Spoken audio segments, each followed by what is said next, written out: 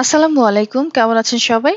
আবারও চলে এলাম আমার ছোট্ট উনুনে আরো একটি নতুন রেসিপি আপনাদের সঙ্গে শেয়ার করব বলে।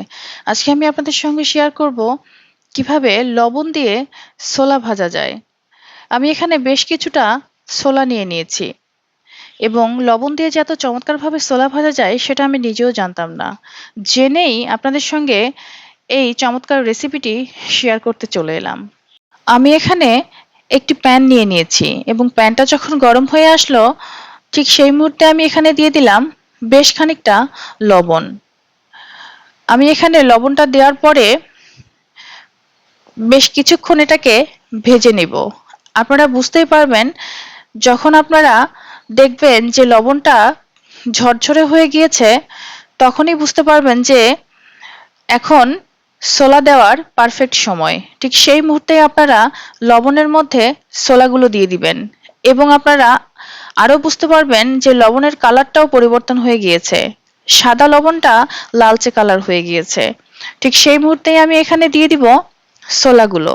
ছোলাগুলো দিয়ে দেওয়ার পরে ৫ থেকে ৭ মিনিট ভাজার পরেই দেখবেন ছোলাগুলো ফাটতে শুরু করেছে। অনেক বেশি হিটেই ছোলাগুলোকে ভাজতে হবে, কারণ লবণের ভিতর থেকে তো হিটটা ছোলার গায়ে যাবে, তারপরেই তো ছোলাগুলো ফাটবে। তবে 100% ছোলা ফাটবে এমনটাও নয়, আবার যে একেবারেই ফাটবে না সেটাও নয়। যাদের বাসায় বালি থাকবে না শুধুমাত্র তাদের জন্য এই রেসিপিটি, শর্টকাট ছোলা ভাজার জন্য। বালি নেই অথচ খুব খেতে ইচ্ছে করছে, ঠিক তখনই আপনারা লবণ দিয়ে এই ছোলাগুলো ভেজে নেবেন। অনেকেই হয়তো মনে করছেন এখানে লবণের অপচয় হবে, আসলে কিন্তু সেটাও না।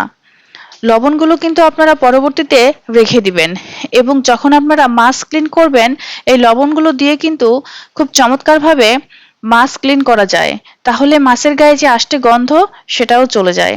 আপনাদেরকে আমি আবারও দেখিয়ে দিচ্ছি যে কিছু কিছু ছোলা কি চমৎকার ফেটেছে। আপনারা অবশ্যই শর্টকাট খাওয়ার জন্য এই পদ্ধতিটি ব্যবহার করতে পারেন, আশা করি সবার উপকারে আসবে।